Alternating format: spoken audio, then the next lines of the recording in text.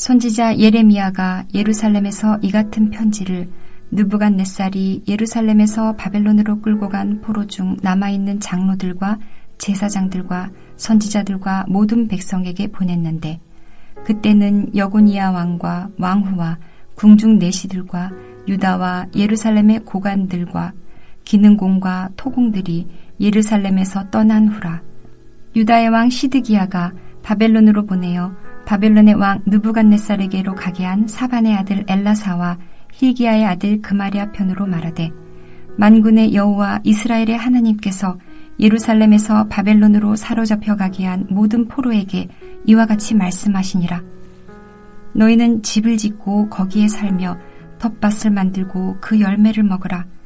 아내를 맞이하여 자녀를 낳으며 너희 아들이 아내를 맞이하며 너희 딸이 남편을 맞아 그들로 자녀를 낳게 하여 너희가 거기에서 번성하고 줄어들지 아니하게 하라.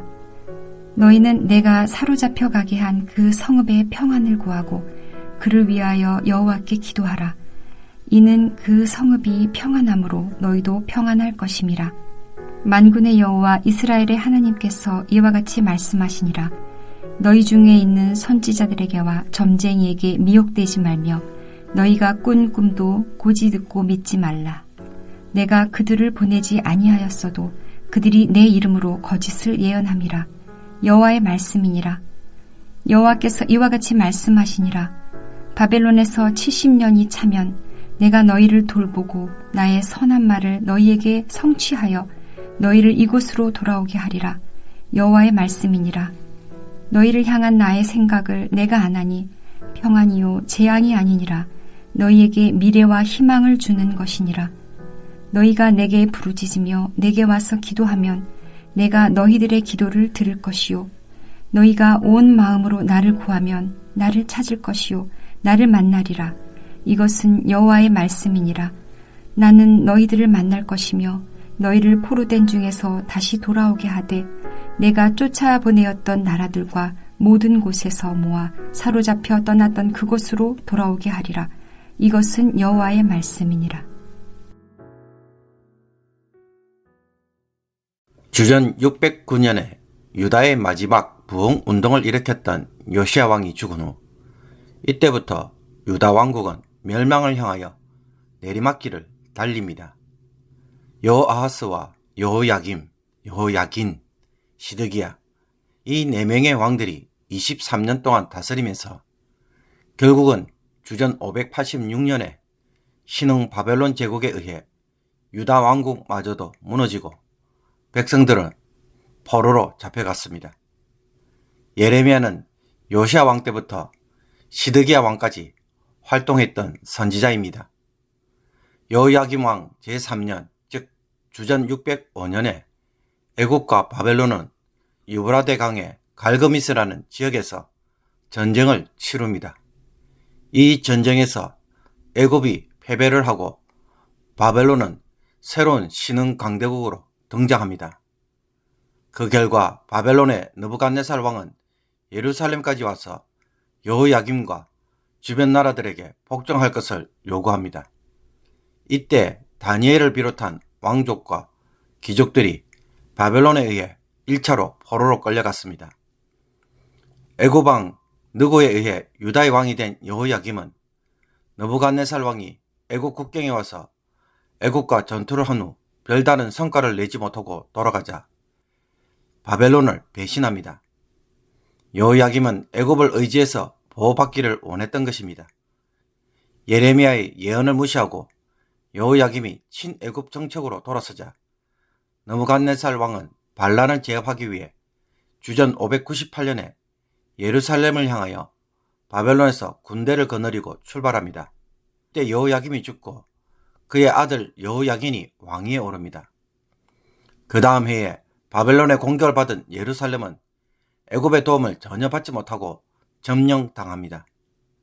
이때 바벨론은 여호와의 성전의 모든 보물과 왕궁 보물을 집어내고 솔로몬이 만든 금그릇을 다 파괴합니다.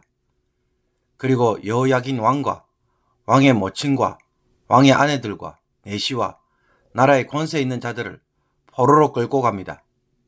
여기에 용사 7,000명과 장인과 대장장이 1000명도 함께 데려갑니다. 바벨론에 이렇게 포로로 잡혀간 백성들에게 예레미야는 시드기야 왕 때 왕의 특사로 바벨론으로 가는 엘라사와 그마랴 편으로 편지를 써서 보냅니다. 이들은 요시야 왕의 개혁을 도왔던 서기관 사반과 대제사장 힐기야의 아들이었습니다. 바벨론의 포로로 있는 백성들에게 하나님의 말씀을 들려주기 위해 편지를 보낸 것입니다. 바벨론으로 포로로 잡혀간 자들은 금방 고국으로 돌아갈 것이라고 희망을 품었습니다. 그 땅에서 거짓 예언으로 예언하는 자들이 있어서 곧 돌아갈 것이라고 헛된 희망을 불어넣어 주었기 때문입니다. 너희 중에 있는 선지자들에게와 점쟁이에게 미혹되지 말며 너희가 꾼 꿈도 고지 듣고 믿지 말라. 예레미야는 그들의 말에 미혹되지 말 것을 당부하면서 하나님이 다시 데리고 올 때까지 바벨론에서 집을 짓고 살며 밭을 일구고 가정을 이루고 살되 그 성읍의 평안을 위해 기도하라고 합니다. 거짓 선지자들은 회복이 임박했다고 떠들었지만 하나님은 바벨론에서 70년이 차면 내가 너희를 돌보고 나의 선한 말을 너희에게 성취하여 너희를 이곳으로 돌아오게 하리라고 말씀하셨습니다. 아마도 예레미야의 선지자를 통해 70년이 지나야 돌아올 수 있다는 말에 포로민들은 매우 실망할 수밖에 없었을 것입니다. 포로로 잡혀간 세대는 다시 예루살렘으로 돌아갈 수 없다는 말과 같았습니다. 그러나 여기에 대하여 하나님은 이것이 재앙이 아니라 평안이며 미래와 희망을 주는 일이라고 말합니다. 왜 포로로 잡혀간 일이 평안과 미래와 희망이 되는 일입니까? 바벨론에서 성전이 없음에도 불구하고 하나님은 그들의 기도를 들어주실 것이고 돌보시고 그 땅에서 번성하도록 하심으로 포로로 잡혀간 자들보다 더 많은 사람들을 귀환하게 하실 것입니다. 그리고 그들이 남은 자들이 되어서 가나안 땅에서 다시 이스라엘의 역사를 이어가게 하실 것입니다.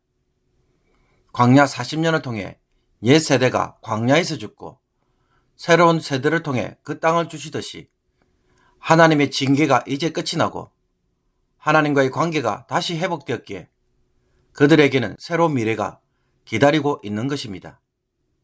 하나님은 예레미야에게 분명히 가르쳐 주었습니다.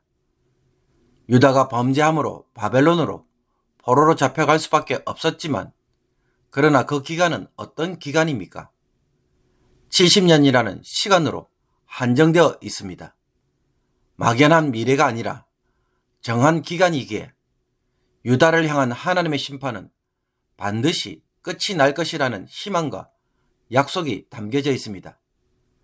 이것이 바로 자기 백성을 향한 하나님의 마음이고 사랑입니다.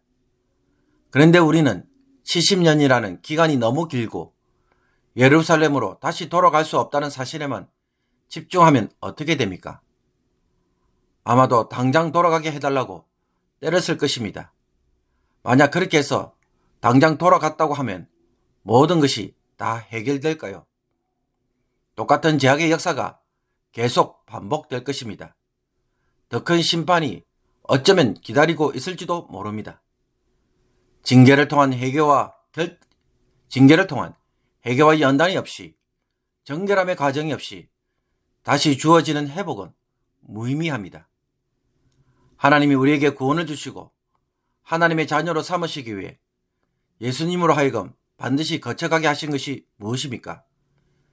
십자가라는 죄의 형벌을 친히 받게 하십니다. 시련을 통해 회개하도록 주어진 시간이 반드시 필요합니다. 그래야 하나님의 은혜를 다시 감당할 수 있습니다.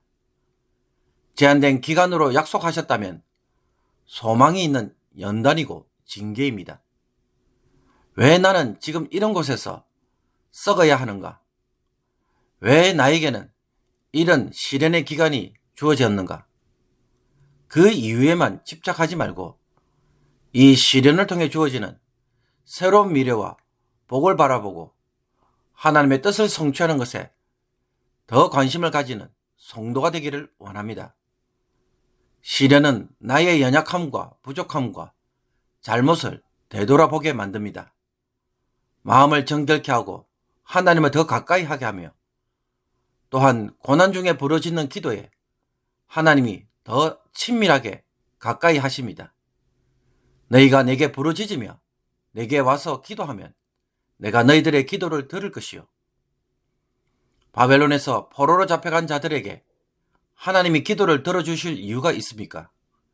전혀 없습니다. 그런데도 하나님이 들어주신다고 말합니다. 징계 중에 하나님을 찾는 모습을 귀하게 여기시기 때문입니다. 그런 상황에서 찾는 자녀의 기도에 하나님의 마음이 끌리시기 때문입니다. 예수님이 십자가에 못 박혀 죽으실 때 하나님은 예수님의 부르짖음에는 응답하지 않으셨습니다. 그러나 하나님은 범죄로 포로로 잡혀간 유다 백성들의 기도에는 응답하신다고 말씀합니다. 얼마나 귀한 은혜입니까? 지금 겪는 시련의 시간이 있습니까? 알고 보면 더 귀한 시간이고 하나님 앞에 다시 나올 수 있도록 베푸는 은혜의 시간입니다. 하나님에게 우리의 마음이 다시 쏟아지고 사모하며 하나님의 임재 가운데에 영혼이 회복되기를 원합니다. 세상에 길들여진 마음에서 이제는 하나님을 사모하고 하나님을 사랑하고 싶은 마음으로 가득하게 될 때에 하나님도 나에게 가까이 오실 것이고 그 기간이 지나면 풍성한 은혜로 우리에게 채워주실 것입니다. 기도드리겠습니다. 우리의 위로와 소망이 되시는 하나님, 징계 중에도 긍휼을 베푸시고 회복을 약속하시는 하나님의 은혜에 깊은 감사의 찬양을 올려드리는 성도가 되게 하여 주옵소서. 이렇게 선하신 하나님, 좋으신 하나님을 알고 사랑의 고백을 올려드립니다. 시련의 기간 속에서도 방치하지 않으시고 우리의 기도에 응답하시며 하나님을 간절히 찾기를 원하시는 아버지의 마음을 알고 기도에 더욱 힘쓰도록 인도하여 주옵소서. 하나님의 마음에 나아가게 하여 주옵소서. 시련을 통해 정금같이 나오게 하시고 원하시는 모습으로 다듬어지게 하셔서 하나님이 준비하신 은혜와 복을 제대로 감당하는 주의 백성들이 되게 하여 주옵소서. 예수 그리스도의 이름으로 기도하옵나이다. 아멘.